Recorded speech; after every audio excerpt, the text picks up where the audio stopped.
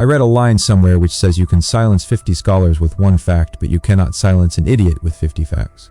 This one line perfectly captures the tragedy of our age, because when critical thinking dies, collective stupidity naturally rises. In such a world, everyone is convinced they are right and everyone else is wrong.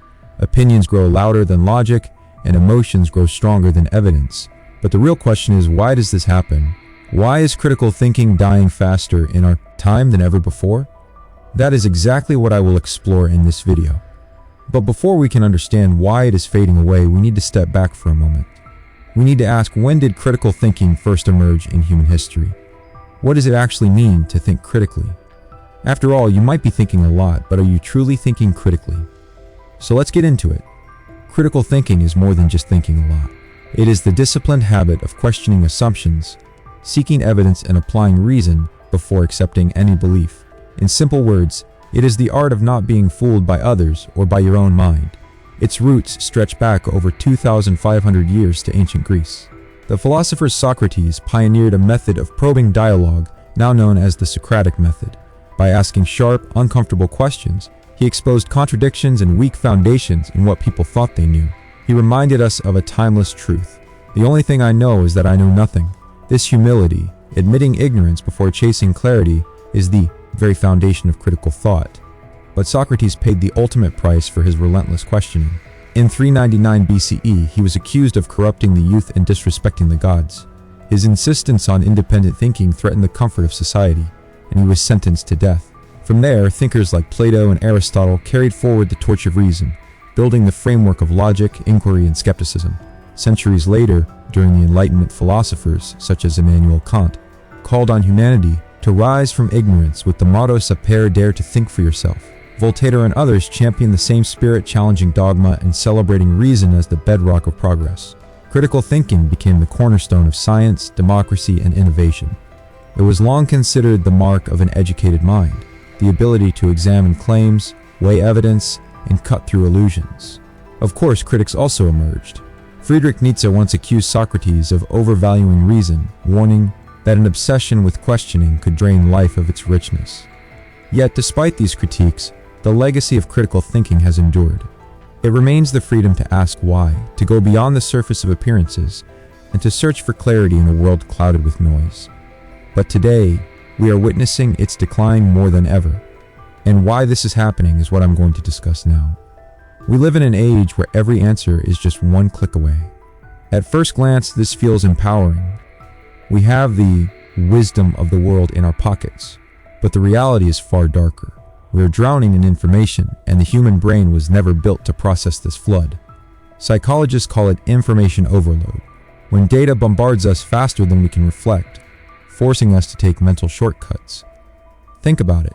If someone asks you to calculate 56 plus 87, do you pause and work it out, or do you instantly reach for your phone? Most of us choose the shortcut. Every detail of life has become Googleable. And while that makes life easier, it also trains us to offload our thinking onto machines. Over time, we forget how to reason deeply because we've stopped practicing it. The Nobel laureate Daniel Kahneman once described two modes of thought: System 1, which is fast, automatic, and intuitive, and System 2, which is slow, effortful, and rational. Critical thinking lives in System 2. It is the part of us that questions, analyzes, and doubts. But here's the problem. When apps, calculators, and AI do the hard work for us, System 2 is left idle. Like a muscle that is never exercised, our deeper reasoning begins to atrophy. This is why many people today remember not the answer itself, but only where to find it. Studies even show that constant reliance on search engines makes us less likely to commit knowledge to memory. It's what researchers call we outsource our intelligence, skimming headlines and trusting the first popular result. The result: mental laziness. Our world moves so fast that we don't stop to reflect. We prefer instant headlines over complex reasoning, sound bites over analysis, intuition over scrutiny. The Socratic method of questioning, asking why and refusing to accept easy answers, has been replaced by a culture of Google it and forget it. Information overload has given us the illusion of knowledge but stripped away the discipline of thought. And in that silence, critical thinking quietly dies. Information overload may dull our minds, but something even more dangerous follows: the comfort of only hearing what we already believe. And this is what I am going to discuss now. If information overload weakens our ability to think, echo chambers destroy our willingness to think. In today's world, we live inside countless tribes, political, religious, cultural, or even based on hobbies and interests. Human beings naturally seek out people who agree with them, but technology has magnified this instinct to dangerous levels. Social media algorithms now track every click, like, and comment, and feed us content that matches our past beliefs. The result, we end up surrounded by opinions that sound just like our own. This is the echo chamber, a place where we only hear our own voices echoed back at us. If you believe A, you will rarely encounter a strong case for not A. Over time, the mind gets lazy. It accepts whatever confirms its worldview and dismisses the rest as fake, biased, or stupid. This is confirmation bias, the mental shortcut that prefers comfort over challenge. And in an age of endless digital tribes, almost everyone is trapped in one. What's worse, echo chambers are not just found in conspiracy groups or fanatical cults. Even skeptics, atheists, and self-proclaimed rationalists can form closed circles where their assumptions are never questioned. When the group's opinion feels safe, our deeper reasoning, our system too, goes silent. Instead of questioning, we conform. The effect is groupthink. Each tribe convinces itself that we alone have the truth, while outsiders are branded as blind, foolish, or even evil. Echo chambers breed blind spots. People stop asking, "Why do I believe this?" and instead say, "This is just what we believe." Honest questions start to feel like betrayal. The result is a society where dogma replaces dialogue, and loyalty to the tribe matters more than loyalty to truth. This is the exact opposite of the Socratic spirit, the courage to seek truth over comfort even when it hurts. If information overload weakens the mind and echo chambers trap it, then sensationalism manipulates it. Modern media, whether it's news outlets, social feeds, or influencers, has mastered the art of drama. They know one thing very well: outrage sells. Attention is currency, and nothing grabs attention faster than exaggeration. Headlines are designed not to inform, but to provoke. Stories are often framed in the most shocking way possible. You won't believe this, or the world is ending if you don't act now. Even educators and honest creators feel pressured to exaggerate because without drama, no one clicks. In fact, I admit that I sometimes use extreme titles like "The Only Way to Feel Peace" just to draw people in. It's an irony of our time. You must play the game of exaggeration or your message gets lost. But this is for a good cause to make you watch videos like this. But in other cases, the problem is this constant hype numbs us. When everything is advertised as a crisis, nothing feels trustworthy anymore. People lose patience for nuance, and their emotions take over where logic should be. Critical thinking struggles in an environment where every headline screams emergency, every post demands instant reaction, and every issue is addressed as a life or death battle. This is not new. Journalism has long followed the rule: if it bleeds, it leads.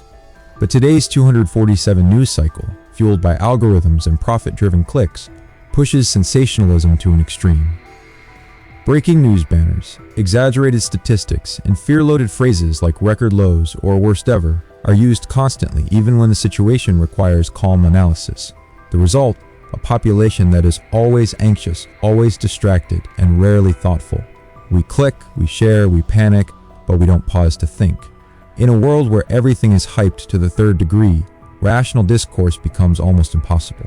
Sensationalism creates a rumor mill of outrage, where slow and careful thought feels out of place instead of Socratic questioning. We are left with knee-jerk reactions, and once again, collective stupidity grows stronger. But the real question is, how can we stop this? And this is what I am going to discuss now. Encourage curiosity. Curiosity is the antidote to mental laziness. Einstein once admitted, "I have no special talents. I am only passionately curious." Curious people don't stop at the first answer. They ask why again and again. Before accepting any claim, pause and ask yourself, what is the evidence? How do I know this? What if the opposite were true? The quality of our thinking is revealed by the quality of our questions. Reading widely, journaling, or joining discussions and debates can help you revive that Socratic spirit of inquiry. Slow down and think. In a world that demands instant reactions, learn to resist. When you see a shocking headline, don't just skim. Read the full article, trace the source, and reflect. Avoid multitasking when dealing with complex ideas. Meditation and mindfulness can also train your focus. Remember Daniel Kahneman's insight, our System 2 thinking, the slow, effortful kind, is where real analysis lives. Strengthen it by doing the math yourself, writing out arguments, or weighing pros and cons before making decisions. Diversify your sources. Escape your echo chamber. Deliberately seek out perspectives that challenge you. Read media from different sides of the spectrum. Follow thinkers you disagree with and explore viewpoints from other cultures. When you encounter statistics or claims, trace them back to their original sources. Play devil's advocate with your own beliefs and invite others to question them. This is how you weaken confirmation bias and strengthen your ability to see clearly. Reform education and leadership. Critical thinking must also be cultivated at a societal level. Schools should emphasize reasoning, debate, and analysis over rote memorization. Philosophy, logic, and science projects that demand inquiry help train young minds to think. Adults can do the same by studying logic, skepticism, or works by great thinkers. Leaders too must model critical thought, showing not just conclusions but the reasoning behind them. When public figures admit uncertainty and demonstrate honest inquiry, they set a cultural example that questioning is strength, not weakness. Every day, pick one assumption and flip it. Ask, what if this is wrong? What if the opposite were true? This simple exercise forces your mind into deeper reasoning. Another practice is teach back. Try to explain a complex idea to someone else. If you stumble, that reveals the gaps in your own understanding. Skepticism here is not cynicism. It's the courage to refine your knowledge by testing it. In the end, rekindling critical thinking means refusing to live on autopilot. It's choosing to question instead of blindly accepting, to reflect instead of react. As Socrates reminded us more than 2,000 years ago, the unexamined life is not worth living. Thanks for watching.